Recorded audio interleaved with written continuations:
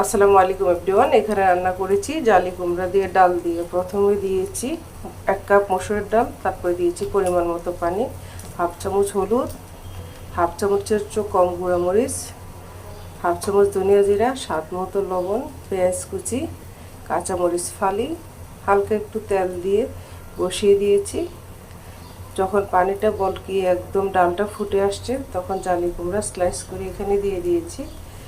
জালি কুমড়ার গ্রেভিটা যখন ঘন হয়ে গিয়েছে, একদম ঘন মাখা মাখা, তখন রসুন কুচি করি, রসুন দিয়ে বাগার দিয়ে দিয়েছি।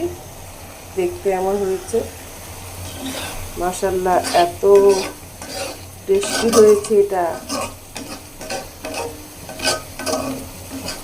মানে কেউ বুঝতেই পারবে না এটা মাছ দিয়ে রান্না করে নেয় নিরামিষ। খুবই টেস্ট হয়েছে।